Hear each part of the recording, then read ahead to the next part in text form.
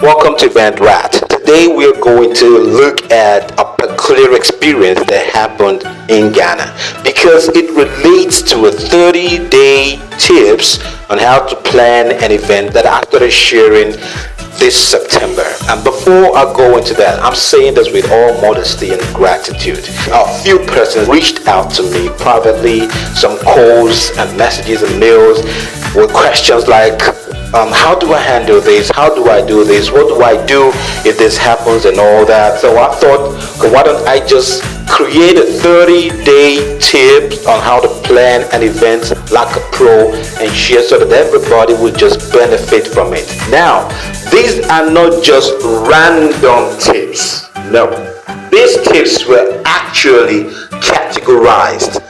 6 in each category, and we have 5 categories. If you have been following these tips, you will notice that from day 1 to day 6 we talked majorly about budgeting, and that's why the topic of the category of day 1 to day 6 is planning with a clear budget. And from day 7 to day 12, what we looked at is choosing the right venue. Day 13 to day 18, we're going to be looking at tips on vendors and suppliers management. And after that, from day 19 to day 24, we're looking at guest experiences and logistics. And the last days, that is day 25 to day 30, we're going to look at professional planning and execution. So now you see, these are not just random tips. They are helpful tips.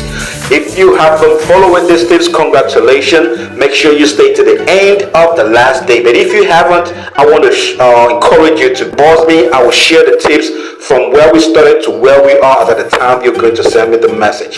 Good. Now what happened in Ghana is, we got to our event in Ghana, Miles Leadership University in Ghana, and we had paid for the hotel. When we got there, we didn't actually communicate our setup plan with the event managers at the hotel. So they went ahead, because we're a university, gave us their own setup. It was a conference setting. When we saw the conference setting, we said, no, this is going to affect the frame and the form of our event. So we need to change it. And that was a shock to them. I said, good, listen, we need tables. Bring in tables right now. We need tables to change this setup. And the event manager was like, we're sorry. He said, no, don't bother. Let's just do it right away before our guests start coming in. So they brought in tables, speedily changed the seats till we took out some seats, and everything was okay. That when the guests sat, we only had like 2